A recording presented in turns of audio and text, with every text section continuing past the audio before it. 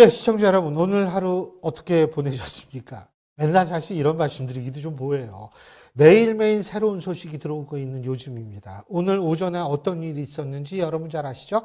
국민의힘 한동훈 전 대표에 대한 제명이 최종적으로 국민의힘 최고위에서 확정이 됐습니다. 이제 이론적으로만 따진다면 한동훈 전 대표는 5년 동안 국민의힘의 재입당이 불가능하게 됐습니다. 자, 그런데 그 이후에 한 16명 정도 되는 국민의힘 의원들, 이른바 친한계 의원들이죠. 오늘 기자회견을 갖고 장동혁 지도부의 사퇴를 요구했습니다. 사실 이 16명이면 107명 중에 16명이기 때문에 그다지 큰 숫자라고 얘기할 수는 없겠죠. 하지만 중진들도 그 이전에 징계 결정을 확정하기 이전에 한동훈 전 대표에 대한 징계를 하면 안 된다라고 계속 주장을 해왔지만 결국 장동혁 대표는 결정을 했습니다. 이 부분 오늘 집중적으로 한번 살펴보겠습니다. 자, 오늘도 두 분 나와 계신데요. 한 분씩 소개해드리죠. 먼저 정치평론가시죠. 이종훈 박사님 나와 계십니다. 안녕하세요. 네, 안녕하세요. 예, 그리고 시대정신연구소의 엄경영 소장님이십니다. 어서 오십시오. 네, 안녕하세요. 예, 이게 오늘 제명안이 확정이 됐는데, 사실 어제부터, 한 좀 전부터 이거 될 것이다라고 얘기를 했는데, 사람들이 어떻게 보십니까? 네, 일단 그 한숨보다는 거의 신음에 가까운 소리를 내시네요, 우리 신율 교수님께서. 저는 초연해졌어요. 많이 놀라셨나요? 예. 근데 사실 충분히 좀 예견된 일이었다 이렇게 생각합니다. 예. 그래서 지난번 단식 관련해서도 결국 이제 한동훈 제명 이후에 불 수 있는 역풍을 의식해서 사전 봉쇄 차원에서 단식을 한 거다 그런 이제 분석이 있기도 했고 아니나 다를까 단식 끝나자마자 이제 민생 행보 한번 하고 곧바로 이제 한동훈 전 대표를 이제 제명하는 본인 입장에서는 어떻게 보면 알터니가 빠졌다 이런 생각을 할 겁니다. 내지는 윤석열 전 대통령을 지지하는 분들 입장에서도 마찬가지. 배신자 하나 또 이제 정리했다. 이렇게 이제 생각을 할 거예요. 그래서 그런 관점에서 보자면 통쾌하다 이런 생각도 아마 하실 텐데, 자, 문제는 이제 당장 이제 앞으로 다가온 지방선거를 어떻게 할 것이며, 또 좀 더 길게 보자면 보수 대통합은 그럼 어떻게 할 거냐 하는 문제가 지금 이제 제기가 될 수밖에 없는 거죠. 그런 점에서는 사실은 굉장히 큰 과제를 지금 안게 됐다 이렇게 생각합니다. 아마 지도부는 정리를 했다라고 생각할 수 있습니다. 그런데 다른 일각에선 정리가 아니라 또 다른 분열의 시작이다라고 생각할 겁니다. 어떻게 보십니까? 네, 저는 정치는 시원한 맛이 좀 있어야 된다 이렇게 생각을 합니다. 이재명 대통령이 일본어를 쓸 수도 없으니까 시원한 맛. 네. 이재명 대통령이 사이다로 대통령이 된 거 아닙니까? 그래서 저는 한동훈 전 대표에 대한 제명은 그러니까 어느 정도 정해진 수순이었다. 아까 말씀하신 대로. 그리고 사실 계엄과 탄핵 국면에서 한동훈 전 대표의 정치적 책임도 저는 굉장히 크다고 봅니다. 대통령을 보좌하고 또 국정을 안정적으로 이끌어가야 되는 핵심적인 자리에 있으면서 그런 역할을 모두 다 방기한 책임이 있다. 그래서 저는 한동훈 전 대표도 이번 그 계엄과 탄핵 국면에서 굉장히 큰 책임이 있고 이번에 그 책임을 물은 거다. 저는 이제 그렇게 해석을 하고 있고요. 그리고 저는 한동훈 전 대표는 정계 은퇴까지도 감수해야 되는, 고민해봐야 되는 그런 처지가 아닌가 그런 생각이 듭니다. 물론 지방선거 문제가 좀 있죠. 지금 지방선거가 점점 어려워지고 있는 건 저도 맞다고 봅니다. 지금 안정적으로 당선될 때가 대구, 경북 2개 정도. 그리고 이제 점점 줄더라고요. 네. 서울, 부산도 있었는데 네. 이제는 없고 맞아요. 그래서 줄어요. 전 2개 정도가 우세하다고 보고 그 다음에 이제 서울, 부산, 울산, 경남, 강원 이 5군데 정도가 지금 접전으로 접어들었다. 굉장히 불리하죠. 근데 저는 한동훈 전 대표의 징계 여부가 지방선거의 반전의 키는 아니라고 봅니다. 지금 민심을 보면 이게 계엄과 탄핵의 강을 국민의힘이 확실히 건넜냐, 그리고 이제 새로운 보수 통합을 할 수 있냐 마냐 이런 것들이거든요. 물론 한동훈 전 대표하고도 관계가 있어요. 있기는. 하지만 한동훈 전 대표도 이게 책임이 있는 것만큼 저는 1차적으로 책임을 물어야 된다고 보고 있고요. 그리고 문제는 당원들이 이걸 요구하는 겁니다. 당원들의 70% 안팎이 한동훈 전 대표의 제명을 요구하고 있거든요. 아마 모르긴 몰라도 장동혁 대표에 대한 그 문자 폭탄이 하루에도 수천 건씩 쏟아질 겁니다. 그걸 당 지도부가 제대로 감내할 수 있는 그런 수준은 아닌 거죠. 그래서 저는 글쎄요. 어쩔 수 없는 부분이 있었다 이렇게 봅니다. 글쎄요. 근데 지금 뭐 사이다 말씀하셨는데 또 시원한 맛 말씀하셨고 이번 같은 경우는 이건 완전히 김 빠진 그 사이다이기 때문에 시원한 맛이 오히려 없다. 좀 뜨뜻미지근한 사이다 사실은 안 마시는 것만 못하다라고 저는 생각을 하고요. 그러니까 이번에 정말로 사이다를 선사를 하려고 했다면 마치 제명할 듯이 하다가 한동훈 전 대표를 딱 끌어안는 그런 장면이 연출이 됐더라면 오히려 더 그 사이다가 좀 확 터지지 않았을까 저는 그렇게 생각을 하고 이게 또 원래 그렇잖아요. 좀 김 빠진 사이다 먹고 나면 뒷맛도 개운치 않은 그러니까 이번 같은 경우에도 뒷맛이 꽤나 개운치 않을 것이다. 그리고 결과적으로는 이게 보수 분열의 촉발점이 된다라고 저는 생각해요. 그러니까 한동훈 전 대표를 내보내는 데서 끝나지 않고 친한동훈계가 이제 이탈하는 한동훈 전 대표를 지지하는 보수 일부 세력들이 이탈하는 것 못지않게 이준석 전 대표를 지지하는 세력들, 그 중도 보수 세력들도 이제 흠칫할 수밖에 없어요. 저렇게 한동훈도 내쳤는데 이준석하고 뭐 연대한다고? 이거 과연 그럴까? 라고 하는 의구심이 더 들어버렸다는 거예요. 그래서 제가 보건대는 이 후유증이 상당히 길 것이다.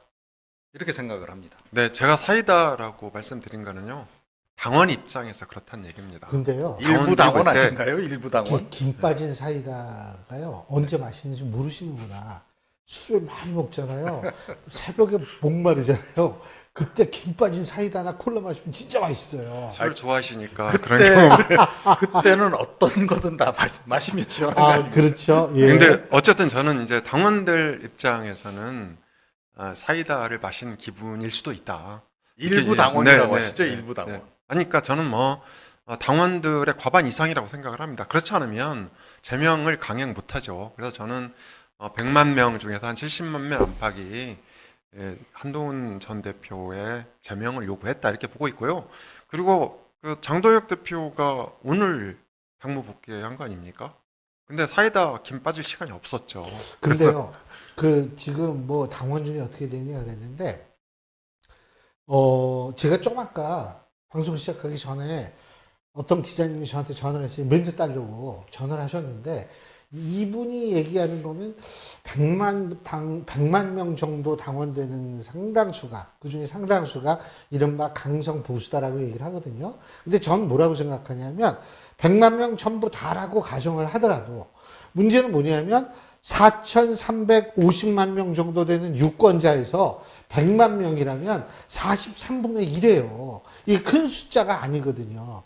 거기에 이게 왔다 갔다 하면 그게 선거가 어떻게 되느냐라는 생각이 들 수밖에 없거든요. 그러니까 교수님 말씀이 일리가 있죠. 분명히 일리가 있어요. 그런데 당원들의 강력한 요구는 저는 일단 수렴을 해야 된다고 봅니다. 일단 받아들이고 그리고 이제 윤석열 전 대통령 1심 선고가 다음 달 19일에 있지 않습니까? 설 연휴 네. 지나고. 그래서 선고 이후에 그러니까 그 대대적인 사면 조치를 하든지 아니면 이제 그 범보수 통합을 위한 결정적인 그런 어떤 전당대회라든지 통합 전당대회 이런 것들을 기획을 하더라도 일단은 저는 제명을 하고 계엄과 탄핵에 대한 책임을 마무리하고 넘어가야 된다. 그게 당원들의 그 요구를 저는 수용하는 거라고 생각을 합니다. 안 그러면 당원들이 폭동을 일으킬 수도 있죠. 근데 민주당하고 국민의힘이 저는 사실 좀 그런 게 이 캐치얼 파티라고 그러잖아요. 포괄 정당이라고 얘기를 하잖아요. 모든 그걸 다 대변할 수 있는. 근데 그쪽이 아닌 이게 사실은 대중정당이라고 얘기하는 게 그 사람들이 헷갈리는데 그거 캐치얼 파티가 아니거든요. 그게 좀 걱정은 되는데 두 분 다 영화 터미네이터 보셨어요? 터미네이터. 네. 네? 거기에서 맨날 그 아놀드 슈바제네거 그분이 그 배우가 하는 얘기 뭔지 아세요? I'll be back 이거거든요. 네. 오늘 한동훈 전 대표도 기자회견 열어서 I'll be back이에요. 어? 그렇죠. I'll be back이 아니라 I'll be back. 나 돌아온다. 어떻게 생각하십니까? 네. 아마 본인은 지금 뭐 다시 되돌아오는 게 아니고 아직 난 떠나지 않았어. 라고 아마 생각하고 있지 않을까. 그렇게 생각하고 오히려 이게 기회가 될 수도 있다라고 그렇게 판단 내렸을 가능성이 높지 않나 싶어요. 그러니까 과거에 이제 그 전직 대통령들 성공 그 서사를 보면 핍박받는 세월이 상당히 길잖아요. 박근혜 전 대통령도 그랬잖아요. 네. 당내에서 핍박받고 그러다가 결국은 이제 박 전 대통령도 한 번 나갔었죠. 네, 그러니까요. 그래서 사실은 한동훈 전 대표는 서사가 좀 부족한 인물이었거든요. 부잣집 아들의 뭐 굉장히 성공. 그 집은 가도- 부자가 아니었을 거예요. 왜냐 아버지가 공무원이었으니까. 근데 네. 뭐 하여튼 그렇다고 가난했다 했다고 볼 수는 없죠. 네, 처가가 좀 부자. 처가는 아주 부자고. 네. 뭐 어찌됐건. 근데 사실은 이번에 이런 핍박받는 과정을 통해서 오히려 더 서사가 지금 생겨버린 그런 그 상황이라고 저는 보고요. 이렇게 되면 한동훈 전 대표를 지지하는 그 세력들, 뭐 모르겠습니다. 이번에 뭐 여의도에 모인 인원이 뭐 3만 명이다, 5만 명이다, 7만 명이다, 서른 많은데 그 사람들은 아마 더 강고하게 뭉칠 겁니다. 그리고 더 적극적으로 홍보에 나서게 될 것이고. 그래서 사실은 이제 한동훈 전 대표는 이걸 기회라고 생각을 할 것이고 분명히 이렇게 되면 지방선거에 도전을 할 것이다. 도전을 아니할 수 없는 상황이 돼버렸다. 지방선거요? 아니면 보궐선거요? 저는 1 보궐선거, 2 지방선거라고 보는데 그건 아마 전략적인 판단을 하겠죠. 그러니까 예. 본인 입장에서는 사실은 국회의원 배지를 달고 싶을 거예요.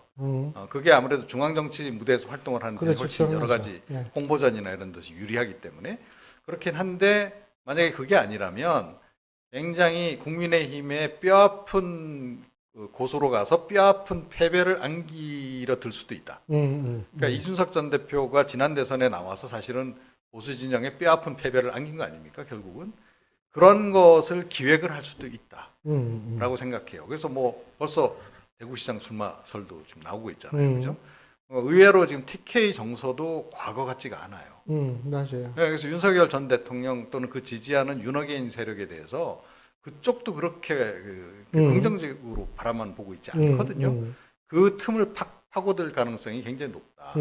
그래서 3자 구도에서 무소속으로 나가면 3자 구도에서 본인이 잘하면 승리할 수 있고 못하더라도 적어도 국민의힘이 텃밭에서 패배를 안길 수는 있다라는 거예요. 이거는 장동혁 대표나 그 이른바 뭐 언더찐윤 윤어게인 입장에서는 굉장히 뼈아픈 패배가 될 수밖에 없을 것이다 이렇게 생각합니다. 저는 한동훈 전 대표의 기자회견 그 내용을 여러 번 뜯어봤거든요. 여러 번 뭐 세 줄밖에 안 돼. 예, 뭐 이렇게 예. 뜯어. 아마 그거- 종이 안 찢어졌어요? 그거밖에 안 되지만 아무튼 여러 번 읽어봤어요. 이게 무슨 의미인가? 근데 저는 이제 이런 생각이 들었습니다. 한동훈 전 대표가 드디어 정치를 조금 시작을 했구나. 그러니까 기자회견문 보시면 79자밖에 안 돼요. 말씀하신 대로. 그죠? 몇 예. 명, 제가 세부자 이거. 예, 아주 짧아요. 짧은데 이 사람의 기자회견문은 국민의힘 보수 한동훈 장동혁 대표를 전혀 공격하지 않았어요. 그러니까 그냥 돌아오겠다. 여러분과 나는 보수 정당의 주인이다. 뭐 이런 내용인 거잖아요. 그러니까 옛날에 한동훈 전 대표 같았으면 국민의힘을 비난하거나 장동혁 지도부를 비판하거나 이렇게 했을 거예요. 근데 그러니까 국민의힘에 대한 비판 어휘가 단어가 하나도 없었다. 이건 굉장히 중요한 변화라고 봅니다. 이 말은 뭐냐면 탈당하지 않겠다는 의미로 저는 받아들였거든요. 탈당하지 않다는 거는 출마도 안 하겠다. 저는 그런 의미라고 봅니다. 그리고 한동훈 전 대표는요, 출마를 좀 꺼리는 경향이 있습니다. 기억나시겠지만 2024년 총선 직전에 비대위원장으로 이제 임명이 됐죠. 임명이 됐는데 이때 한동훈 전 대표의 조건은 뭐였냐면 본인은 비례대표나 지역구나 출마 안 하겠다였어요. 실제로 그 약속을 실행을 했고, 그리고 이제 한동훈 전 대표의 경우 이게 정치 경험이 좀 짧잖아요. 그래서 출마에 대한 두려움 같은 게 있을 수 있다고 봅니다. 그래서 저는 한 전 대표는 아무것도 안 할 것이다. 그러니까 물론 이제 다음 달 8일 날인가 뭐 토크 콘서트가 잠실 체육관 빌려가지고. 잠실 체육관 빌려서 있고요. 야, 그리고 아까 이제 제가 본 것 중에 장소는 제일 커요. 네, 지지층 말씀하셨는데 위드훈이라는 그 한 전 대표 카페가 있어요. 근데 여기 이제 그 회원 수가 10만 명에 육박하거든요. 근데 대략 저는 이제 행동하는 그 팬덤은 그 정도 된다. 이렇게 보고 있고, 얼마 전에 여기 국회 앞에서 이제 24일인가 집회했잖아요. 거기도 저 10만 명까지는 아니라고 봅니다. 저는 한 2, 3만 명. 그러니까 10만, 원래 그 좀 비플리진 건데, 저도 10만 명까지는 보진 않는데, 3분의 1 한쪽에서는 1000명이라고 그래요, 반대쪽에서. 그렇죠. 근데 그거보다 훨씬 많죠. 그러니까 10만 명과 1000명의 사이다. 그러면 이제 만 명을 조금 넘는 수준일 텐데요. 그래서 저는 한 전 대표의 오늘 기자회견문을 보면 보수를 비난하지 않았다. 그리고 이제 돌아오겠다는 거는 보수와 척지지 않겠다. 그러니까 사실 유승민 전 의원이 남긴 그런 전례가 굉장히 크게 이 보수 정당의 경험으로 작용을 하고 있는 거죠. 그러니까 보수를 공격하게 되면 이게 배신자 프레임도 강화되거든요. 그러면 점점 자기 설자가 줄어들어요. 그래서 저는 아무것도 안 하고 가만히 있으면서 지방선거 이후에 있을 보수 재편을 위해서 뭔가 준비할 어떤 시간을 가지겠다. 저는 그런 의지로 읽었습니다. 그런데 제가 한 가지 궁금한 게, 사실 보수 진영에서 유일하게 팬덤을 갖고 있는 정치인이 누구냐면 한동훈 전 대표예요. 딴 사람 팬덤이 없었어요. 네. 그리고 그 이전의 정치인들 본다면 박근혜 전 대통령의 팬덤은 분명히 있었다고 볼 수 있죠. 근데 박근혜 전 대통령의 보수 진영의 팬덤이 있는 사람이 없었거든요. 근데 이분은 이제 팬덤이 있다 이거예요. 그러면 팬덤이 있으면 박근혜 전 대통령도 탈당했다가 그래서 당을 만들었다가 다시 돌아와서 대통령이 되듯이 이 팬덤 역할이 중요하지 않을까요? 어떻게 보세요? 그렇죠. 사실은 지금 뭐 한 중진 한 삼성급 되면 다 대통령 꿈꾸잖아요. 그렇죠. 그런데 그 가운데 대권 주자로 올라가는 사람은 정말 그 가물에 콩 나듯이, 예. 가뭄에 콩 나듯이 이런 거예요. 왜 그러냐면 대중적 인기를, 나는 막 굉장히 인기를 얻고 싶은데 잘 안 얻어져요. 그러니까 뭔가 매력 포인트가 이제 있어야만 이게 이제 가능한 거죠. 그런데 한동훈 전 대표는 뭐 그 매력 포인트가 뭔지는 제가 개인적으로 잘 모르겠습니다만, 어찌됐건 그 일정한 팬덤이 존재하는 건 분명하고, 예. 주로 뭐 강남에 뭐 하여튼 그 한동훈 전 대표와 비슷한 그 일가 친척을 둔 분들이 아닐까 싶긴 해요. 그런데 어찌됐건 이제 그들은 한동훈 전 대표를 굉장히 좋아하더라고요. 제가 생각했던 것보다 뭐 그렇게나 이런 제가 반응을 낼 정도로 그렇게 좋아하는 분들이 있어서 이게 쉽게 사라지지는 않는다는 거예요. 그러니까 이재명 대통령도 사실은 개딸 팬덤이라고 하는 게 초기엔 별로 규모가 안 컸었잖아요. 근데 점점점 손가락 혁명군부터 시작이 되죠. 그렇죠. 그러니까 굉장히 소수에서 점점점 이제 확산이 됐듯이 충분히 그런 여력은 있다. 그런데 만약에 이번에 한동훈 전 대표가 출마도 하지 않고 가만히 있는다, 이른바 이제 안철수류의 선택을 하게 되면, 그러면 정치적으로 점점 잊혀질 것이다라고 생각을 해요. 아마 그 부분도 판단은 하지 않을까 싶긴 한데, 설령 도전에서 떨어지더라도 이번 같은 경우에는 그야말로 포커판에 판돈 거는 기분으로 전 던져야 되는 시기다라고 전 보는데, 모르겠습니다. 그런 용기가 있을지. 저는 한동훈 전 대표 팬덤의 성격을, 저도 팬덤이 있다고 인정을 합니다. 근데 그 한 전 대표의 팬덤은 전통적인 보수 후보가 갖고 있는, 예를 들어서 이제 영남이라든지 70대 지역 기반, 70대 이상이라든지 세대 기반 이런 사람들이 아니에요. 한 전 대표는 그러니까 그 보수이면서 비보수, 그러니까 그게 뭐예요? 비보수니까 비보수가? 그러니까 이제 비보수이면서 반민주. 대충 아시겠죠? 예. 그래서 이제 50대 여성들이 되게 많아요. 40대, 50대 여성들이. 그러니까 그 보수에 대해서는 탐탁치 않게 생각하지만 진보를 싫어하는, 민주당을 싫어하는 이런 이제 사람들이 팬덤인 거예요. 예. 그래서 팬덤 규모가 그러니까 나무도 아닌 것이 풀도 아닌 것이 뭐 이런 말씀이시죠? 그렇죠. 그러니까 예를 들어서 이재명 대통령이 예. 한 10년 전, 그러니까 2017년 대선 때 그 손가락 혁명군을 맞아요. 예, 창설을 했어요. 이제 이때가 뭐냐면 이게 그 비민주 반보수 성격이었거든요. 그러니까 이것에 이제 역대자비 같은 거죠. 그래서 한 전 대표의 그 팬덤이 포인트 좋다. 한동훈 전 대표의 팬덤이 좀 있긴 한데요. 예. 이게 그 파괴력 면이나 확장성 면에서는 이재명 대통령하고 좀 차원이 틀리다. 그러니까 이 한계가 명확하고 보수의 주류나 본류를 끌어들이지 않으면 이게 그 보수 정치 지도자로 성장해 나가는데 저는 상당한 한계가 있다고 질문 생각합니다. 조금만 더 들어가서 네. 이재명 대통령도 과거에 송가혁 시절에는 비주류 오브 비주류였어요. 그러다가 송가혁 그 멤버 가지고서 그 팬덤을 가지고 사실상 중원을 점령을 한 거거든요. 네. 사실은. 근데 이제 그 근데 과정이 차이가 뭐예요? 그러니까 그 과정을 조금 이제 우리가 좀 뜯어보죠. 어떤 상황이었냐면 당시에는 그 30대 40대 비민주 반보수 성격이었어요. 그러니까 민주당에 입당하거나 민주당을 그렇게 좋아하진 않지만 이 국민의힘을 아주 싫어하는 보수를 싫어하는 30, 40대가 주축이었고 그렇게 숫자가 많지 않았어요. 전국적으로 10에서 15%? 이 정도 됐었는데 이 사람들이 이제 그 이재명 후보를 당시 그 대선 경선에서 3위까지 갔었죠. 그러니까 안희정 후보한테 조금 밀렸어요. 그러니까 거의 차이가 없는 3등이었거든요. 그런데 이재명 당시 경기지사가 언제 주류 후보가 됐냐? 저는 이제 그게 2020년 12월이랑 2021년 1월 요 두 달 새라고 봅니다. 이때 무슨 일이 있었냐면 아시겠지만 이낙연 전 총리가 박근혜 대통령 사면론을 들고 나왔어요. 근데 이 박근혜 대통령 사면론을 들고 나오면서 586이 이 이낙연 전 총리를 버립니다. 이낙연 전 총리를 버리고 이재명하고 손을 잡게 되는데요. 이게 저는 이제 그 세대에서 지지율 변화로 이제 그 상황을 캐치를 했거든요. 그러니까 50대가 이낙연에서 썰물처럼 빠져나와갖고 바로 저기로 붙었어요.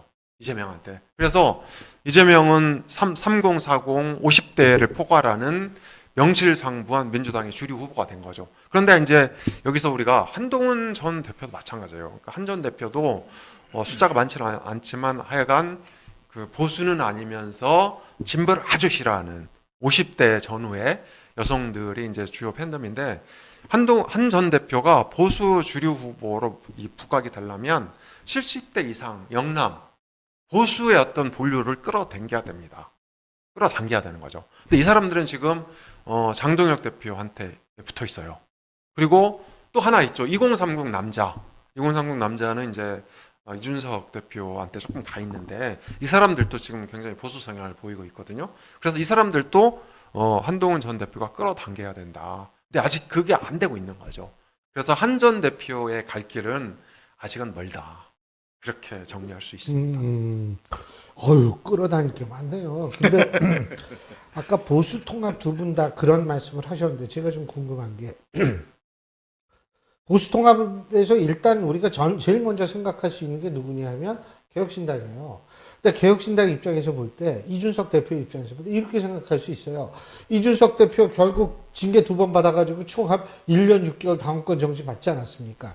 그때 이준석 대표 누가 적어 있냐면 신윤들 이른바 윤핵관이라고 그때 얘기되는 그 윤핵관이 당권 가지고 있을 때 윤석열 전 대통령 때문에 징계를 받았다고 이분도 생각을 할 텐데 이분이 가만히 생각해보면 한동훈 전 대표도 사실은 근본적인 구주류에 의해서 박해를 받았다고 생각한다면 좋아하지는 않겠지만 그런 상황에서 국민의힘하고 갑자기 손잡자라고 얘기하기 힘들 것 같은데요. 그렇죠. 그러니까 뭐 최근에 뭐 이 특검법 관련해 가지고 약간 공조를 취하면서도 일정한 거리를 계속 두잖아요.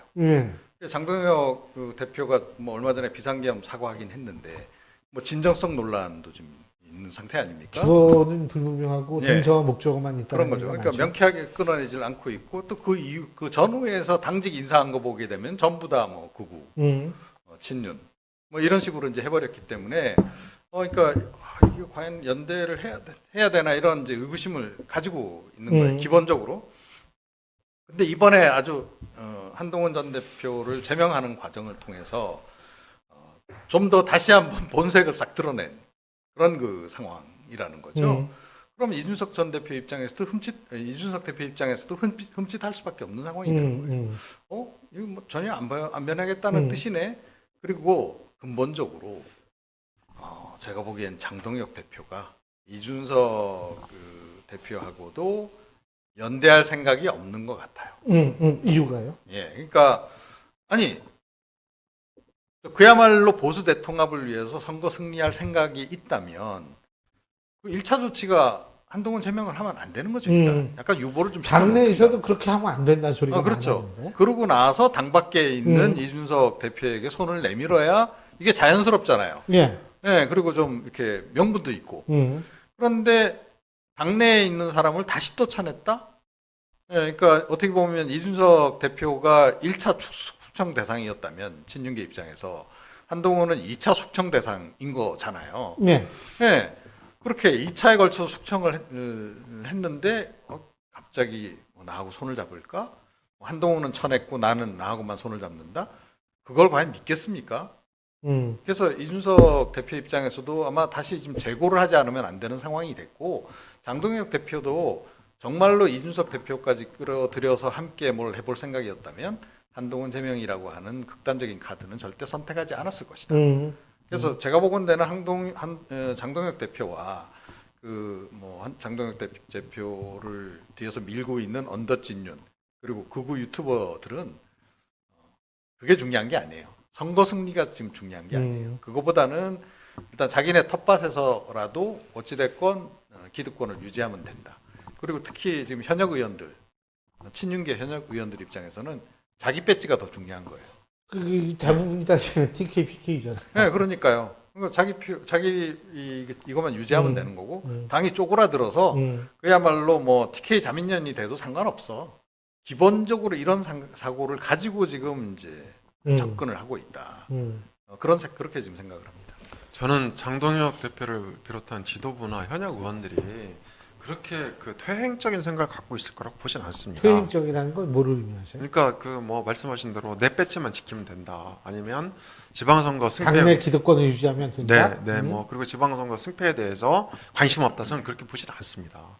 그렇게 본다면 그런 정당이 어떻게 존재할 수 있겠습니까? 그건 말이 안 되죠. 그러니까 과거 민주당이나 국민의힘 계열 정당들의 이 사례들을 보면 지방선거에서 예를 들어서 비기면 그러니까 광역단체장 17개 기준으로 뭐 8대 9나 9대 8 이렇게 비기면 내지는 뭐 한두 개 차이가 나더라도 이렇게 그 당 지도부가 유지가 되겠지만 예를 들어서 참패하게 되면 대부분이 아니고 100% 다 사퇴했어요. 지도부가 와해되고 비대위가 들어서고 그 다음에 새로운 전당대회를 열고 이런 식으로 이제 이 재건 과정에 들어갔었거든요. 그렇게 볼 때 저는 이번에도 마찬가지라고 봅니다. 오늘 우리가 이제 들어오기 전에 심각한 문제가 하나 있었는데 오세훈 서울시장이 이제 그 장동혁 대표한테 사퇴하라고 직격을 날렸어요. 직격을 했어요. 그래서 이게 오늘까지는 일단 사이다로 시원한 그런 이제 그 정치 행위를 했고 내일부터는 좀 머리가 아프겠죠. 복잡해지겠죠. 저는 그거는 그러니까 새로운 차원에서 조금 풀어야 된다고 봅니다. 실제로 보수 통합할 수 있는 그런 계기를 마련해야 되고. 그러니까 그래서 이준석 대표가 할 것 같으세요?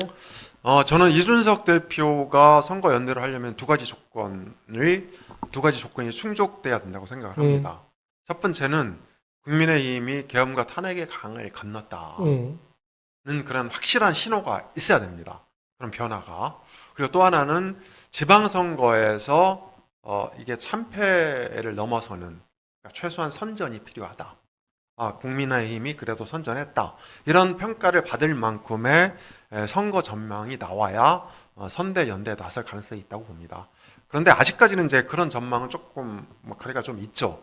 그리고 이준석 대표는 한 전 대표하고는 약간 감정이 좀 있는 것 같아요.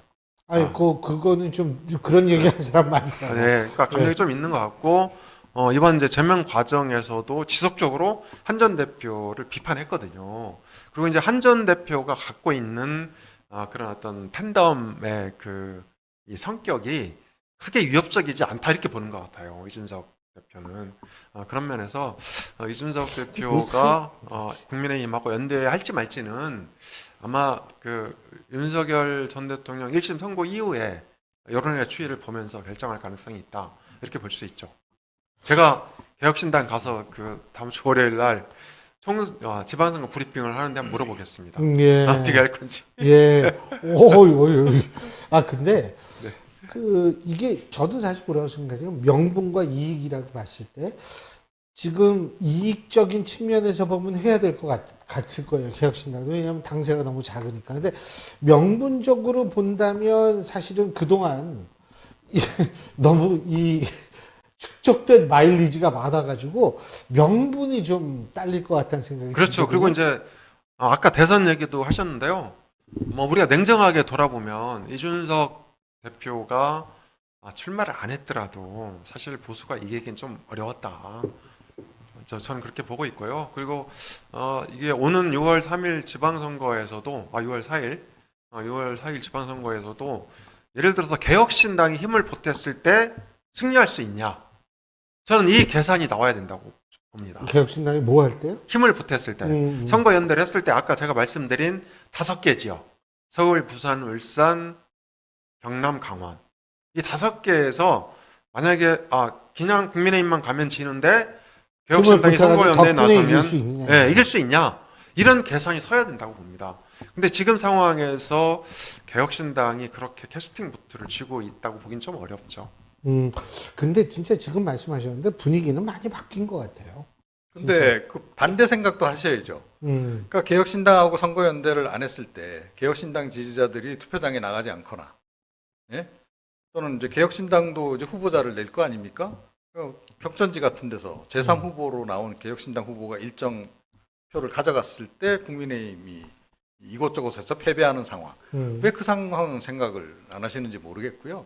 그러니까 그 점도 함께 지금 계산에 넣어야 되는 그 상황이라고 저는 보고, 그리고 이게 제가 보건대는 지금 친윤계가 참 문제가 많다라고 지금 생각이 되는 게 옛날에 구파들하고는 확실히 달라요. 그러니까 친박계도 친박계도 뭐 탄핵당하고 나서 이렇게까지 기세등등하지는 않았었다고 좀 보는데 예. 뭐 이분들은 전혀 뭐 부끄러움도 모르는 것 같고 그냥 뭐 끝까지 버티면 되고 이런 생각들을 좀 굉장히 강하게 가지고 있는 것 같아서 이번 지방선거에서 설령 완패하더라도 아마 장동혁 대신 다른 누군가를 내세워서라도 계속 당내 주도권은 쥐고 가려고 할 가능성이 높은 집단이다. 그런 얘기들이 많죠. 예. 진짜 지금 말씀하신 대로 뭐냐면 결국은 강성 위주의 정당 운영을 통해서 영향력을 계속 유지할 가능성이 있다라는 얘기가 나오는 건 사실이잖아요. 근데요, 저는 조금 다르게 봅니다. 그러니까 아까 그 2017년 탄핵 말씀하셨는데 그때랑 지금이랑 조금 다른 점이 있어요. 그때 탄핵은 보수 진영 내에 갈등이나 분열이 없었어요. 그러니까 무슨 얘기냐면, 그러니까 보수 쪽이 대체로 탄핵에 찬성을 해버렸어요. 그러면서 이 보수라는 어떤 정체성이나 집단 유지가 안 됐거든요. 그래서 그냥 탄핵이 쉽게 지금 생각해 보면 과연 그게 탄핵 사유냐 이런 생각이 들 정도잖아요. 그때 분위기를 보면. 그런데 어쨌든 이제 민주당한테 밀려서 그냥 탄핵이 후루룩 넘어갔는데 이제 어쨌든 그 보수라는 어떤 집단 강력한 대오가 형성이 안 됐었다. 근데 지금은 그게 재작년 12.3 계엄 때부터 그게 유지가 되고 있는 거예요. 보수 단일 대오가. 그렇지 않습니까? 물론 이제 찬탄 반탄은 좀 있지만 이게 근데 단일 대오면 뭐예요? 지지율이 20%대 나오는데. 그러니까 이제 그러니까 물론 이제 미안합니다. 중도가 이탈하면서 제가 두 사람이라고 오늘 싸우고 있는 것 같은데 약간 유감을 표명합니다. 어쨌든 이제 그런 문제가 좀 있고요. 그래서 제가 아까 무슨 말씀 그래서 보수가 단일 대오를 유지한다는 차원에서 네. 그때하고 지금하고는 다르다고 다르다. 네, 그렇게 보고 있고 그만큼 또 이제 격앙돼 있기도 하고 뭐 여러 가지 문제가 있는 거죠. 그리고 사실 이게 탄핵 과정을 보면 이게 민주당이 함정을 파놓고 윤석열 전 대통령이 그 함정에 빠지게 이제 기다린 그런 측면도 있거든요. 그러니까 계엄으로 몰고 간 그런 이제 원인 제공도 했던 거죠. 그런데 저는 만약에 지방선거가 지면 어떻게 될 거냐. 그러니까 뭐 방금 이제 그 이평론가 말씀대로 저도 상관없다. 그냥 우리끼리 가자. 전 이런 여론이 형성될 거라고 보진 않습니다. 그러니까 우리가 그 황교안 전 대표의 어떤 자유한국당 시에요? 예, 그 과정을 보면 황교안 전 대표도 대표직을 물러날 때, 그러니까 이제 지방선거에서 지금 물러났지 않습니까? 그 물러났는데 2018년이죠. 네, 2018년. 그러니까 그때랑 뭐 지금이랑 좀 유사한 약간 역대자뷰 같은 그런 생각도 드는데요. 역이 아니고 그냥 대자뷰죠. 그때 그러니까 황교안 전 대표 힘이 조금씩 빠졌어요. 그러니까 유지가 계속 된 게 아니고 시간이 지나면서 힘이 점점 빠져갖고 이 황교안 전 대표를 중심으로 한 그런 아스팔트 보수가 굉장히 줄어들었다고 봅니다. 2, 3% 수준까지. 그래서 저는 만약에 선거가 이게 그 완패로 끝난다면 이 100만 명에 달하는 당원들이 변할 것이다. 새롭게 보수 재건을 요구할 것이다. 저는 그런 여론이 생길 거라고 생각을 합니다. 저는 그 기대하기 좀 어렵지 않나 싶어요. 지금 그 친윤계 장동혁 대표 이런 거 하는 걸 보면, 그러니까 끝까지 버티는. 그래서 뭐 제가 아까도 말씀드렸듯이 이게 TK 자민련도 우린 괜찮아.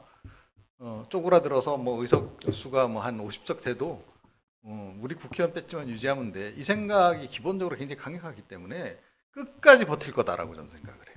그래서 사실은 만약에 지도부가 교체가 되고 이 보수 진영 내에 주도권이 누군가에게로 다시 넘어간다라고 전제하면 정말 치열한 혈투를 거치지 않으면 그게 좀 더 어려워진 상황인가 아닌가 싶고, 그 다음에 지금 단일 대우가 유지되고 있다고요? 다 깨진 것 같은데요, 제가 보기엔. 어떻게 해요? 이준석 전 대표 탈당하면서 그렇게? 1차 한번 깨졌죠. 예, 그 상태에서 지금 한동훈 전 대표 이번에 나가면 또 깨지는 겁니다. 그러니까 성의 지금 일부가 자꾸 지금 떨어져 이렇게 적에게 함락당하고 있는데 본인들만 모르는 거예요. 네, 그 친윤계들 자기네들끼리는 괜찮아. 네, 우린 괜찮을 거야. 그야말로 이거는 종교에 가까운 왜 노래도 있잖아요. 난 괜찮아. 그러니까요. 네. 그런데 지금 정당 지지율 20% 그리고 아주 상징적인 사건이 얼마 전에 있었잖아요. 예. 윤석열 전 대통령 사형 관련해서 검찰 특검 쪽에서 구형하고 그랬을 때, 예. 아니 그 법원 앞에 윤석열 전 대통령 지지하는 사람들 숫자가 몇십 명도 안 되는 거죠, 이게. 그 많던 그 윤어게인 세력들은 다 어디로 갔느냐 하는 거예요. 예. 그러니까 사실은 코아 그룹조차도 지금 제가 보건대는 균열이 오기 시작했는데 지금 국민의힘 지도부만 모르고 있는 게 아닌가. 그거 그런 중요한 생각을 해요. 네. 그게 왜 그러냐면 저도 이렇게 20몇 년 동안 이게 쭉 보면 정치도 사람이 하는 거거든요. 그러니까 있잖아요. 정치인들이 뭐 다 허허하지만 속으로는 다 마일리지를 갖고 있어요. 옛날에. 이러다가 이게 한꺼번에 폭발하는 경우가 많거든요. 자, 그런 차원에서 본다면 이준석 대표는 지금 현재의 국민의힘 소위 말하는 주류 세력, 당권파를 사실은 보듬기가 힘들죠. 자기를 내쫓았던 사람인데요. 그렇지 않습니까? 그렇긴 한데요. 저는 이제 최근에 개혁신당의 행보가 그러니까 조금 달라졌다고 봅니다. 예를 들어서 천하람 의원이 그때 여기 이제 나온 다음에 거기 필리버스터 1번 타자로 갔지 않습니까? 2차 종합특검 할 때 이제 그렇게 했고, 그 다음에 이준석 대표가 외국 나갔다가 일정을 중단하고 들어와서 이게 이제 장동혁 대표 단식장 하는데 갔잖아요, 단식장에. 그래서 이런 과정을 보면 저는 개혁신당의 그 방향은 명확하다고 봅니다. 그러니까 이준석 대표를 옥죄고 있는 이를테면 이제 보수 주류의 비토 정서, 거부 정서, 이거를 완화하기 위한 그런 이제 행보에 착수했다고 봅니다. 그 보수 주류라는 거는 윤어게인 세력들이에요? 아니요, 그러니까 그건 이제 윤 어게인도 있고, 저희가 꼭 그 100만 당원이 100% 다 윤 어게인이다 이렇게 볼 수는 없는 거잖아요. 또 영남 보수도 있고, 연령으로 따지면 이제 60대 중반 이상도 있고, 그래서 저는 꽤 폭넓게 존재하는 대략 25%에서 30% 정도의 보수층, 그러니까 보수층에 대한 메시지를 개혁신당이 적극적으로 내고 있다고 보고요. 그리고 윤석열 전 대통령 그 사형 구형하는데 몇천 명밖에 없었다. 그래서 지지층이 어디로 다 사라졌다 이렇게 말씀하신 건 조금 폄하한 부분이 있다. 그분들이 다 유튜브를 보고 있다. 이렇게 이해를 해야 되고요. 큰일 났어요. 네? 그분들이 대부분 다 또 국민의힘 당원이 되어 있다. 아니, 근데 저도 이렇게 이해를 해야죠. 아니, 냉정하게 좀 상황을 봐야 된다고 저는 음. 생각을 하고요. 그러니까 지금 정당 지지율 22% 지금 나오고 지금 있잖아요. MBS 그 정도? 민심입니다.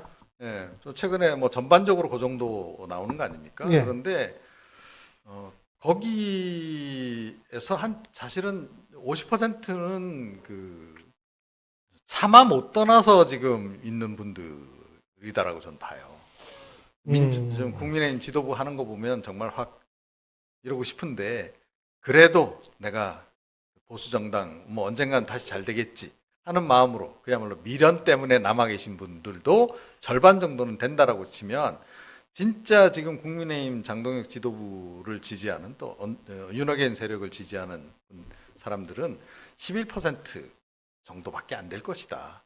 저는 오히려 그렇게 보고 있어요. 그런데 근데요. 이거를 당 지도부는 좀 전혀 그렇게 생각을 안 하는 것 같아요. 사실은 100만 당원 100%라 그래도 그걸 가지고 지금 자신하면 안 되는 거 아닙니까? 보수 세력이 얼마입니까? 그 당 지도부가 그것만 그렇게 생각하는 줄 아세요? 여론조사도 자기네 잘 나온 것만 얘기를 해요. 아유, 이러면 안 되지. 정치하는 분들이. 그게요. 미련과 사랑이 그러니까 이게 무자르듯 확연하게 구분이 안 되는 부분도 있어요. 그러니까 미련이랑 사랑이랑 저는 뭐 그 사천간이라고 봅니다. 그리고 이제 정당 지지율 말씀하셨는데 저는 그 뭐 지난주에 리얼미터 논란도 좀 있었는데요. 저는 대략 ARS하고 전화 면접 조사의 한 중간 정도, 그러니까 30% 안팎이 국민의힘 실제 지지율이라고 봅니다. 그러니까 물론 아까 뭐 개혁신당도 떨어져 나가고 한동훈 전 대표 쪽도 떨어져 나가고 이렇게 말씀을 하시는데요. 개혁신당 지지율이 그럼 왜 안 오르겠어요? 계속 2%, 3%에 머물고 있잖아요. 그리고 이제 한 전 대표의 제명 논란도 이게 거의 2달째 된 겁니다. 그러니까 사실은 여론에 거의 다 반영이 된 상태다. 그렇게 해석을 하는 게 저는 옳다고 생각을 합니다. 우리 소주 내기 할까요? 다음 주 여론조사 어떻게 나오든지. 왜 갑자기 눈동자가 막 좀 왔다 갔다 하고서. 내기를 하자고 하시니까 2대1로 해야 되나 그 계산하고 있는 건데요. 뭐 조금 떨어질 수는 있죠. 근데 저는 이게 그 보수 역결집도 있기 때문에 거의 비슷하게 유지될 거라고 봅니다. 근데요, 지금 이제 일각에서는 또 뭐냐 하면, 한동훈 전 대표가, 저기 그 장동혁 대표의 단식 현장을 왜 안 찾아갔느냐. 이 박사님 같은 경우에 본인이 한동훈 대표였다면 찾아가셨다고 보세요? 한동훈 전 대표는 이미 제명할 걸 알고 있었던 거 아니에요. 그럼 네. 사실은 대부분의 전망도 그렇게 나오고 있는 상태고 자기 지금 목을 딱 지금 자르겠다고 사형 집행하겠다고 지금 결심하고 있는 사람한테 어떻게 가겠습니까? 갈 수가 없는 거죠. 그리고 지지자들 입장에서도 그렇게 비굴한 짓 하지 마. 마치 목숨을 구걸하는 것 같잖아. 라고 지지자들이 생각 안 하겠습니까? 그런 점을 전 고려한 거다라고 생각하고요. 그리고 만약에 그래도 만약 갔다라고 그렇죠. 가정을 하면 만약에 갔더라면 그러면 제명 안 시켰을까? 그것도 아니라는 거예요. 그 좀 구차해 보이죠. 그럼요. 그리고 그래서 장동혁 대표도 솔직히 속으로 안 오길 엄청나게 바라고 있었을 겁니다. 오면 사실은 더 좀 거북스러워. 곤란해지고 예. 이 복잡해지고. 예, 괜히 또 이거 내가 날 나쁜 놈이라고 생각하는 사람들이 늘어나는 거 아니야? 이런 생각을 분명히 했을 가능성이 있는데 뭐 그런 상태에서 뭐 한동훈 전 대표 입장에서 뭐 뻔히 결과를 알면서 그렇게까지 뭐 할 이유는 없었다 이렇게 저는 생각을 합니다. 근데 이 한동훈 전 대표가 정치를 모르는 거죠. 그러니까 저도 단식장에 갔다 하더라도 소장님 같으면 가셨을 거예요. 네, 그 소장님 저 같았으면 갔습니다. 그러니까 저는 한 전 대표가 단식장에 갔더라도요 제명은 됐을 거라고 저는 생각을 합니다. 왜냐하면 최고위원 9명 중에 2명만 반대하고 7명이 찬성한 거 아닙니까? 이미 단식 들어갈 때부터 제명은 예정된 수순이었죠. 근데 제명한다 하더라도 정치라는 게 단식장에 가야죠.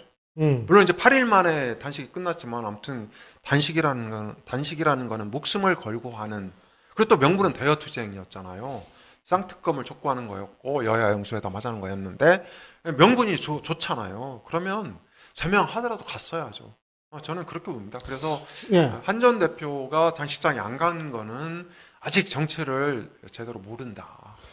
이렇게 생각을 합니다. 그런데 지금 이제 단식 끝났는데 쌍특검 얘기는 뭐 어디 갔어요 지금? 쌍특검 얘기는 쏙 들어갔죠. 근데 그게요.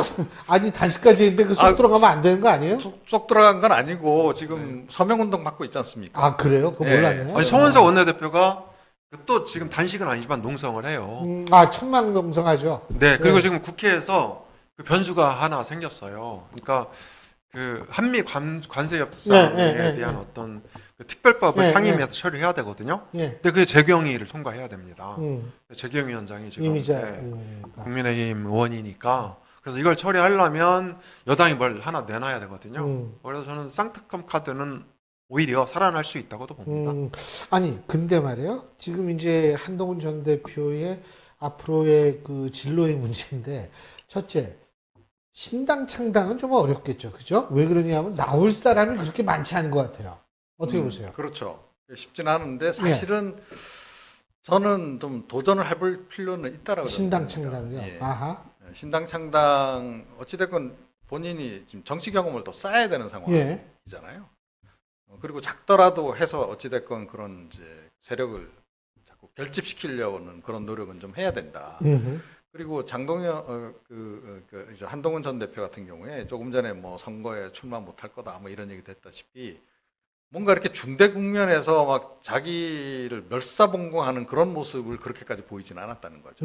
약간 부잣집 아들 몸조심하는 그런 식의 행보를 좀 보였기 때문에 이제 뭐 제명까지 당한 마당에 뭐 이럴 게 더 뭐 있습니까? 이런 상황이라고 한다면 과감한 선택들을 좀 해야 된다. 신당 창당도 그 가운데 하나다라고 저는 보고요. 신당 창당을 못 한다면 혹시 자기가 이제 무소속으로 출마한다라고 전제하면 그러니까 친한동훈계 무소속 연대라도 만들어야 되는 거죠. 그러니까 옛날에 무소속 친박연대처럼 그렇죠. 그죠? 네, 그런 거라도 하다못해 만들어서 좀 자기 혼자 도전하는 게 아니고 좀 새를 좀 보여주는 그런 노력들을 설령 실패하더라도 할 필요는 있다. 이렇게 생각을 합니다. 무소속 친박연대가 무소속 친한연대겠죠. 한동훈 전 대표 앞길에는 저는 세 가지 길이 있다고 보거든요. 그러니까 뭐 법적 소송 이거 빼고 저는 그것도 안 할 거라고 보는데요. 말씀하신 대로 창당할 거냐, 무소속 출마할 거냐, 그 다음에 아무것도 안 할 거냐. 저는 세 가지가 있다고 봅니다. 아무것도 안 하는 것도 선택지인가요? 네, 그래서 저는 아무것도 안 한다는 선택을 할 거다. 그것도 선택입니다. 아무것도 행동 안 하는 거. 그걸 선택할 가능성이 크다고 봅니다. 그게 저는 오늘 기자회견 79사에 담긴 의미다. 그렇게 보고 있습니다. 왜냐하면 이 유승민 전 의원의 길을 따라가지 않겠다는 의지. 그리고 사실 뭐 이준석 대표도 화끈하게 창당하고 또 본인은 당선했지만 지금 개혁신당의 길이 있는 건 아니거든요. 개혁신당 그 저 자체로 길이 있나요? 없습니다. 그래서 저는 이 보수 정당 국민의힘과 척을 지지 않으면서 길을 개척을 해야 된다. 그게 저는 보수가 가야 될 길이라고 생각을 합니다. 아니 아무것도 안 하면 끝나는 거 아니에요? 아니 그러니까 아니죠. 그러니까 예를 들어서 이제 사실 그것도 문제인데요. 지금 보수가 대체로 그런 상황이에요. 그러니까 이 제사에는 관심이 없고 제사가 이제 지방선거죠. 제밥에만 관심이 있어요. 제밥은 지방선거 이후에 보수 재편. 그래서 뭐 제사가 잘 안 되면 어쩔 수 없는 부분이 있죠. 그래서 저는 지방선거 이후에 보수 재편. 그러니까 4달을 참고 기다리면 뭔가 열릴 길이 있을 것이다. 네, 저는 한 전 대표가 그걸 이미 결정했다. 그게 오늘 기자회견 내용이다 이렇게 봅니다. 동의하세요? 동의할 수가 없죠. 저 입장에서. 제가 조금 전에 정치인들이 4달이면 그거 꽤 길어요. 네, 조금 전에 제가 전망을 했듯이 제가 보기에는 이게 선거에 설령 지더라도 이 친윤계가 지금 주도권을 절대 안 놓을 가능성이 높다. 놓게 하는 데는 아마 상당히 치열한 투쟁 과정을 거쳐야 될 거다라고 말씀을 드리지 않았습니까? 그렇게 전제하면 이 사람들이 과연 한동훈 전 대표에게 일말의 기회라도 줄까? 이번에 아마 그 한동훈 전 대표는 말할 것도 없고 지금 당내에 남아 있는 친한계 의원들 있잖아요. 아마 자기 지역구에서조차 공천 관련해서는 전혀 영향력을 행사하지 못하도록 아마 이제 거의 원천 봉쇄를 할 겁니다. 장동혁 대표가 전 노리는 게 그거라고 생각하거든요. 자기가 완전히 공천권 싹쓸이. 예. 그래서 극우 유튜버들하고 으쌰으쌰 해가지고선 자기네들 입맛에 맞는 사람들 쫙. 예. 주로 당선 가능성 높은 쪽으로 쫙. 이렇게 뿌려서 박는 게 장동혁 대표의 개인적인 정치 일정에서도 굉장히 도움이 되는 거잖아요. 그런 쪽으로 지금 뭐 보수 유튜버들도 아마 계속 귀에서 속삭이고 있을 거다. 장동혁 당신이 대통령 하려면 이번에 한동훈 세력 싹 다 제거하고 공천권 싹 다 정리를 하고 다 그냥 당신이 다 심어야 돼. 아마 그러고 있을 거예요. 네, 그러고 있을 거기 때문에 또 실제로 그렇게 갈 가능성이 현재로서는 높다. 다 뭐 일부 사망하더라도 뭐 지분을 요구할 수도 있는 거고 뭐 그럴 수 있는 네, 거죠. 근데 어찌 됐건 그 한동훈 전 대표나 친한계 또 그 이외에 비윤계들 전혀 힘을 못 쓰는 상황. 당내 구조상으로는 그런 식으로 몰고 갈 가능성이 굉장히 크지 않나. 그런 상황에서 한동훈 전 대표가 아무것도 안 하면 진짜 아무것도 안 된다 이거죠. 그렇죠. 그러니까 지금 유승민 전 대표하고 비슷한 상황. 이게 옴짝도 못하는. 예. 그야말로 당 지도부에서 친윤계가 시혜 차원에서 당신 한번 해봐. 이러기 전까지는 아무것도 할 수 없는 상황. 그런 상황이 된다는 거죠. 근데 이 평론가께서는 너무 국민의힘과 장동혁 지도부를 형편없는 집단 아니 너무 속성을 잘 깨고 있는 거 아닌가요? 매도하는 경향이 있는데요. 아니 안철수 전 대표 보세요 지금. 그 진짜 아무것도 아니. 근데 진짜 유승민 전 대표도 사실 뭐 좀 그게 잘 나가고 있다 이렇게 보기 힘들잖아요. 유승민 전 대표는 근데 여러 가지 그분은 했죠. 그래도 당적이라도 있죠. 네, 여러 가지 했죠. 그러니까 그분은 여러 가지 했어요. 그러니까 바른정당도 창당하고 또 나중에 바른미래당하고 뭐 이렇게 합쳐서 출마도 하고 여러 시도를 했는데요. 저는 이제 이게 한동훈 전 대표가 어떻게 할 거냐 내기해도 좋습니다. 저는 아무것도 안 할 거라고 무슨 봅니다. 내기? 얼마 뭐든지 걸 수 있는 최대한 걸어보시죠. 예. 내기 저는 제가 이길 수 있다고 봅니다. 근데 아무튼 오늘까지 분위기로 보면 아무것도 안 할 가능성이 큽니다. 그리고 사실 뭘 안 하는 게 좋다고 봅니다. 지금 예를 들어서 어디 나가서 출마를 합니까? 아니 대구 수석 얘기도 있던데요. 그러니까 이제 대구 그러니까 그게 뭐냐면 주호영 전 원내대표가 시장 선거에 나가면 거기가 비니까 글로 나갈 수 있다. 그렇죠. 그러니까 저도 이제 한동훈 전 대표가 출마를 한다면 영남으로 가서 당선할 수 있는 곳을 찾아야 된다고 봅니다. 예를 들어서 뭐 부산 북구 갑 전재수 있잖아요. 네, 전재수 지역구 여기라든지 말씀하신 대로 이제 대구에서 현역 의원의 자리가 비면 거기라든지.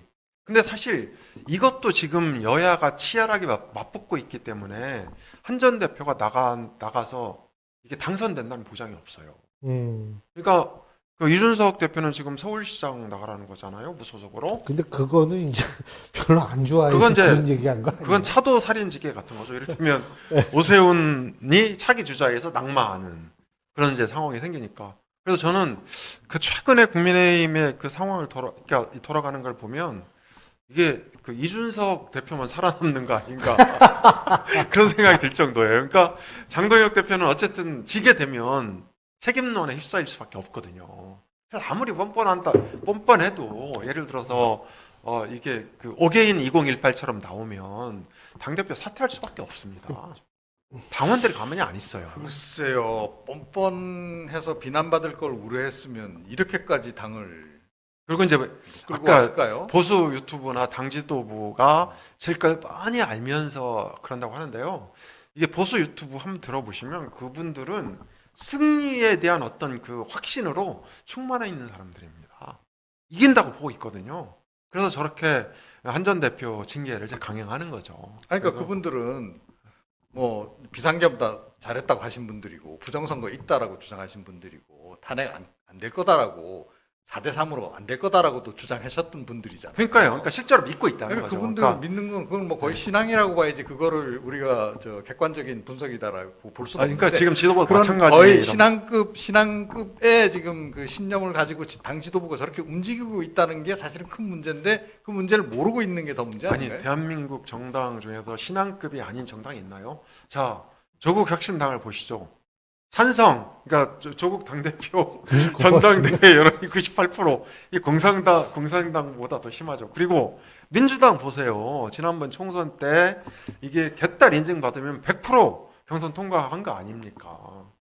그래서 저는 대한민국의 정당이 지금 다 그런 상황이다. 그래서 저는 장동혁 대표를 비롯한 지도부도 이긴다고 확신하고 있다고 생각을 합니다. 그걸 진다고 생각하면서 그러니까 그 이런 일이 여론조사를 벌어지나? 너무 네. 자의적 좋은 것만 바라보면 안 되죠. 사실. 근데 제가 여쭤보고 싶은 게 지금 만일 뭔가 액션을 취하고 무속 연달하든 뭘 하든 간에 지금 안에 있는 의원들이 일정 부분 좀 움직여줘야 되는데 움직일 의원들이 대부분 없잖아요. 비례대표. 이거 나갈 수는 없는 거고. 거기다가 이제 있는 게 뭐 정성국 의원이라든지 박정아 의원이라든지 송원석 원내대표 저 누구죠? 이성건 그런 분들 계시는데 이 수적이 얼마 안 되거든요. 그러니까 이게 딜레마일 것 같아요. 예, 그러니까 뭐 그분들도 뭐 자기 정치도 생각을 또 안 할 수가 없는 그런 거잖아요. 또 한동훈 전 대표 입장에서도 무조건 나를 위해서 나를 그냥 희생하고 나를 따르라 이렇게 얘기할 수도 없는 그런 그 상황이고 굉장히 어려운 상황이긴 한데 그래서 이런 때 필요한 게 리더십인 거죠. 네, 근데 리더십을 한동훈 전 대표 사실은 좀 부족한데 이런 계기를 통해서 오히려 리더십을 자꾸 보여줘야 되는 그런 그 상황이다. 검증을 자꾸 이런 식으로 받아야 된다라고 저는 생각을 합니다. 그게 진짜 딜레마예요. 나올 사람은 많지가 않을 것 같더라고요. 제가 앞만 들여다봐도 박정훈 의원도 있을 것 같고 배현진 의원도 있을 것 같고 그래서 이제 그런데 뭐 어쨌든 지금 오늘 이제 이 한동훈 전 대표에 대한 제명 결정 때문에 뭐 상당히 그랬는데 마지막으로 한 말씀씩만 더 듣죠. 지금 김건희 씨에 대해서 1년 8개월 징역형이 떨어졌는데 어떻게 보셨습니까? 네, 저는 이제 사실 김건희 여사와 관련된 각종 의혹이 거의 무죄나 마찬가지다.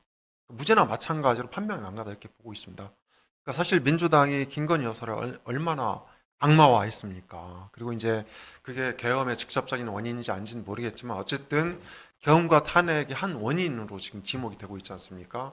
그래서 저는 그 민주당의 그 잘못된 가짜 뉴스에 근거한 정치 공세가 대한민국 정치를 벼랑 끝으로 몰았다 이렇게 해석을 하고 있고요. 그리고 사실 김건희 여사가 그 유죄 판결을 받은 그러니까 2022년 7월 샤넬백하고 뭐 목걸이 하나 뭐 그거죠. 1,200만 원짜리. 사실 그것도 이제 통일교 교단의 수건 사업과 연관돼서 이제 유죄 판결을 받았는데요. 그 수건 사업이 뭔지 아십니까? 유엔의 제5사무국을 한국에 유치하자는 거예요. 이거는 통일교단의 수건 사업뿐만 아니고 대한민국의 수건 사업이죠. 그래서 저는 저것도 2심이나 3심을 가면 무죄 판결이 날 가능성이 크다고 보고 있습니다. 알겠습니다. 저는 오히려 그 반대로 좀 생각하고 있습니다. 그래서 아직 재판은 끝난 것이 아니고 또 재판이 또 이것만 있는 것도 아니고 그리고 2심에서도 충분히 뒤집어질 가능성이 있다라고 저는 생각을 하고요.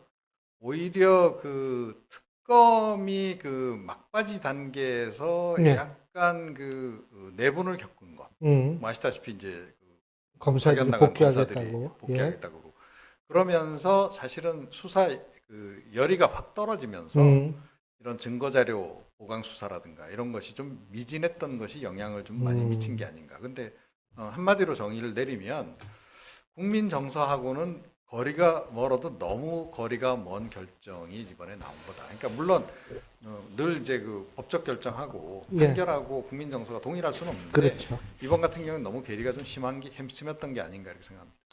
알겠습니다. 오늘 두 분 말씀 여기까지 듣겠습니다. 고맙습니다. 감사합니다. 자, 시청자 여러분, 제가 여러분한테 드릴 말씀이 있는데요. 신율의 정치 체크는 오늘로 전부 막을 내리게 됐습니다. 그동안 여러분 어쨌든 그 한 달 좀 넘은 시간 동안 저희랑 잘 호흡에 맞춰주셔서 진심으로 감사드리겠다는 말씀을 드리겠습니다. 자, 시청자 여러분, 오늘 하루도 마무리 잘 하시기 바라겠습니다. 고맙습니다.